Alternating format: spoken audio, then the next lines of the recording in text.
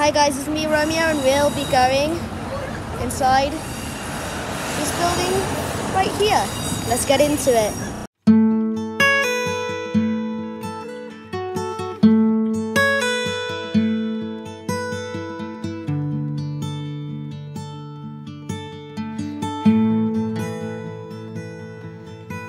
The first train of the day is a 13,000. I don't know what class train it is, but 13,000, I think that's the class number.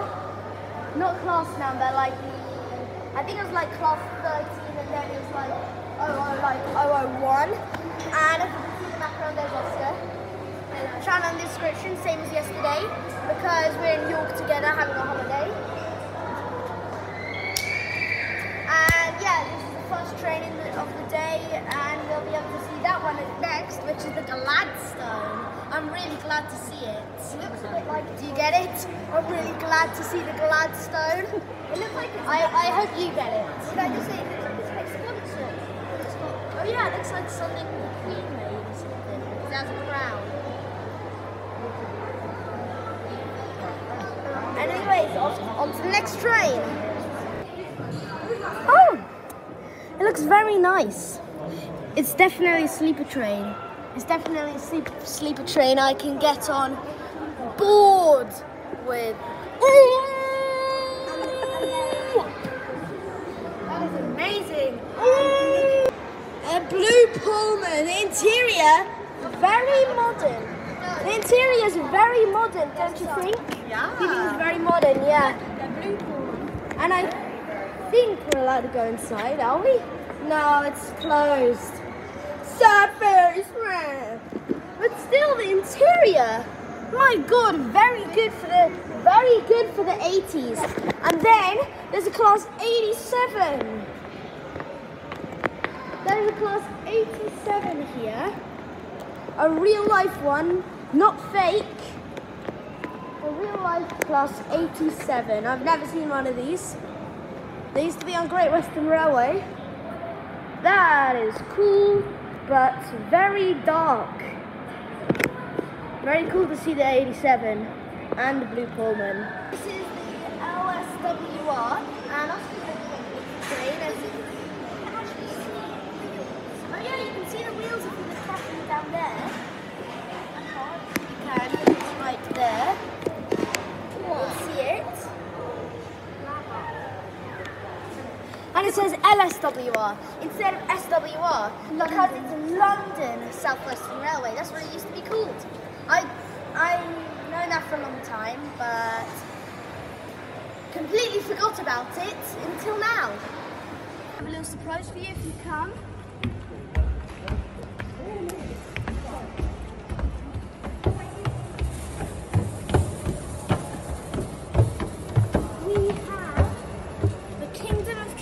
There's a Mallard, the actual Mallard.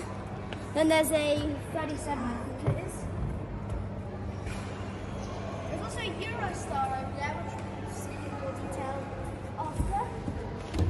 There's a Mallard underneath us with an Intercity 125 HST. There's an Intercity 125 and Stephenson's Rocket, the world's first ever train.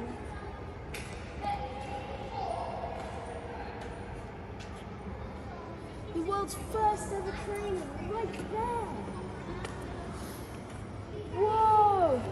With a class 47. And also another train which I don't remember the class number of. Whoa. And also I think that's a Flying Scotsman. Western Railway.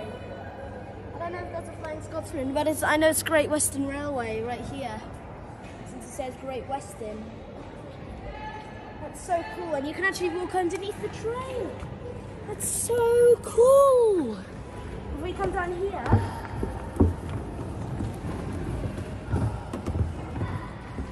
here is the world's first ever train. Right here, the Stephenson's Rocket. The world's first ever train. Right there. It's really cool. It's, I think, 300 years old?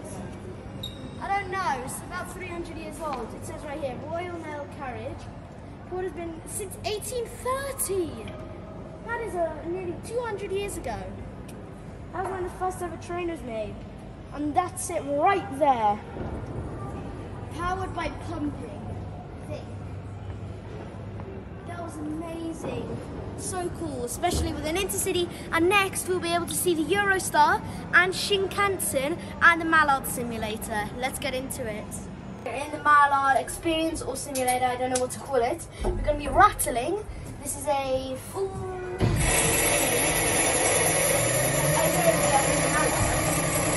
Squeaky, no, squeaky.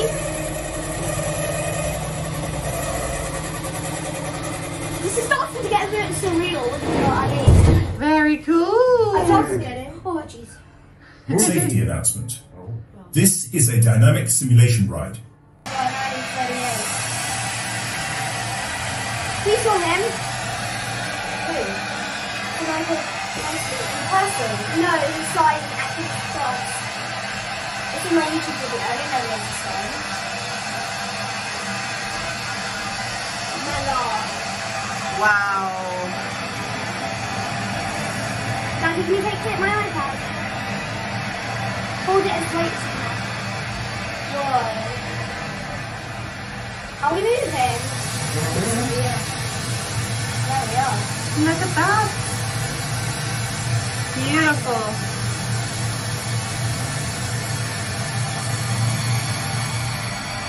We are going to attempt to make the world speed record. Does anybody want to take the taxi back to Peterborough instead of risking a fast run? Okay, Joe, we can give it all she's got. We have a straight run after Grantham, all the way up to the sharp bend just before Essendon Station. But be ready to ease off immediately if we smell the stink bomb going off. Will do. We had to be very careful not to overheat her. We didn't want her failing on us, so a stink bomb was fitted in the hollow crank pin of middle big end.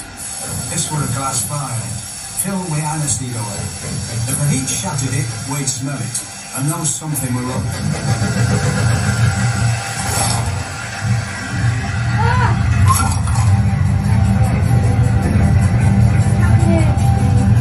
Oh, jeez, I'm shaking so much. Oh! Very interesting how it's made, actually. Yeah.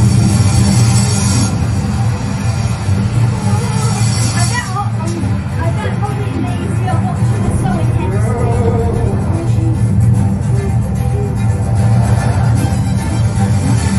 Just glad you got into the video.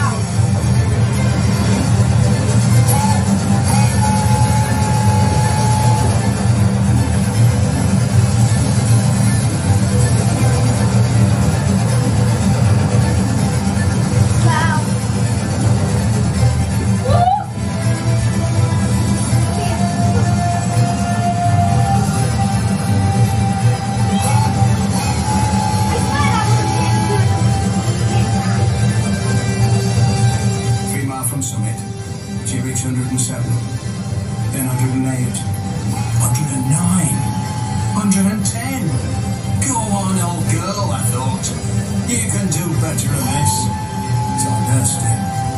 Shot through Little Byron at 123 miles per hour.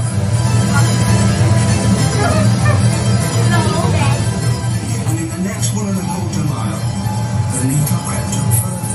125 miles an hour. We're off the scale. We've done it. We're coming up to the Essendon bend, sir.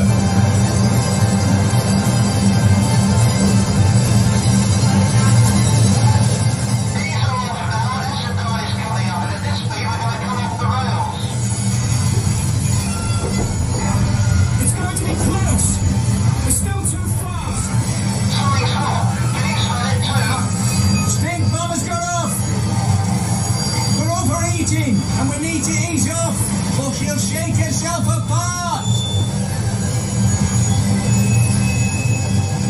Very loud and We'll have to get the old girl back. They'll fix her up good as new.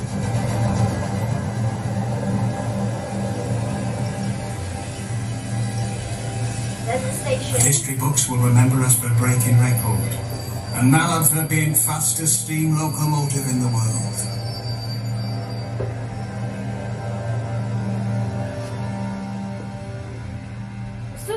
inspirational. Maybe just want to tear up a bit. We're gonna see this train in a second, actually. I feel like it's still moving a bit. Or am I just feeling? A little old Eurostar. To the North Pole. Not literally. As in. It's really not to the actual North Pole. That is not literally. The North Pole does exist. No, even Santa. You can't get a train. There's Santa, but you can't get a train there. But this is a real Eurostar, the first ever Eurostar I've actually seen in person. Because I've never seen one. I mean, I've seen one from afar, but not right here. This can open, coupling to another Eurostar. This is the old one, the 373. It's currently the 374. Or it was the old one, the 374, and now it's the 373. I have no idea. Or the E320 instead. Yeah, the E320 is the 373. There's a lot of power in this one. The driver would have to go up this, at the stairs, open the cab door and use this to climb up into the cab. There's over 200 buttons in that cab. It is huge. Yes, definitely say OMG. And here it is actually. Plus 373 from 1996. This actually existed. 10 million passengers take the Eurostar between London, Paris and Brussels each year. Based on the French high-speed train design known as the TGV, Train à Grande Vitesse, the trains are adapted to run seamlessly across British, French and Belgian rail networks. To do this, they are fitted with 6 signalling systems, 8 power systems, and 2 radio systems. Even the brand name Eurostar has to work in English, French and Flemish. I don't know what Flemish is. Is that the Belgian language? I think so, yeah. The Eurostar holds the British rail speed record of 208 miles per hour, 335 kilometers per hour. Every part of the train contributes to helping the train achieve this kind of speed. Power cars like this pick up electricity from overhead wires and the track and send it to electric motors in the carriage. So that's the Eurostar, the old Eurostar. This is the picture. Passengers lighting from the Eurostar. A lot of people get on the Eurostar. A lot. That is a lot. And that's Waterloo actually, not St. Pancras. It says at St. Pancras International. Blame that on my mum because she's the one who said Waterloo. It looks like Waterloo though, but it's actually St. Pancras. It used to be at Waterloo. My nearest station, Waterloo.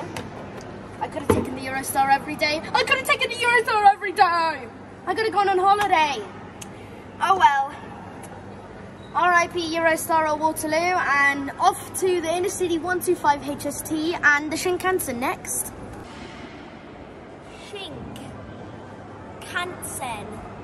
Shinkansen, the only one out of Japan. A very old one as well. Is it just me, or does this remind me? The front really feels like, the nose of it really feels like it's the front of the blimp. It's really weird. And confusingly, everyone's saying it's a Boston Sprinter. There's also an unpainted Azuma in the background. Should I say plus 800? Plus 800. Not painted. And there's a 43 over there. Plus 43. HST next to the Shinkansen. We can't go inside sadly, but the HST, there's some stuff about it in here. HST. High-speed train, HST, revolutionized rail travel. With the 1960s, new competition from air and road travel meant that trains were no longer the fastest way to travel. In 1976, British Rail rose to the challenge with a high-speed train. Groundbreaking research into the relationship between the wheels and the track meant the train could travel at 125 miles per hour on Britain's existing rail network, from setting the new standards in comfort to radically reducing journey times. The HST became a record-breaking design icon. Even today, it remains vital to keeping Britain moving. Designer Sir Kenneth Branch, Company British Rail, or Network Rail now. Next, we'll be able to see an actual HST and in the old intercity livery. The HST is nice. The Intercity 125 livery. As it says on the side, on a turntable. And also it says St. Kenneth Grange, the person who actually founded and made the first ever HST. This is a real life turntable. It's really cool. It's really cool. So there could be like, there's tracks here. So probably it would come here and then the train can move and maybe bash into that. Hopefully not, but yeah. Really cool seeing a HST because I've never seen one before, not even at a museum. Turntables. Turntables were used to turn steam locomotives so they could always face in the right direction. They were often used in engine sheds or at the end of railway lines, measuring 21.3 meters, 70 feet. This is the only surviving turntable on this site. Once the York North Motive Power Depot and an engine shed that housed and maintained locomotives. The turntable, which is still in its original location, was the Natural Railway Museum, was manufactured by John Boyd and Company of Annan, Scotland. The National Railway Museum now uses it to shunt vehicles in and out of Great Hall, as well as running regular demonstrations to show the turntable in motion. Okay, now I really want to see the inner city actually moving so it can actually change. It's really confusing. It says inner city 125 there, but it says on the window GWR. Why is that? I have no idea. Next, we'll be able to do some train spotting, but I'm going to do that as a separate video. So, thank you for watching and subscribe to this man's channel. I'll put his channel in the description. See ya!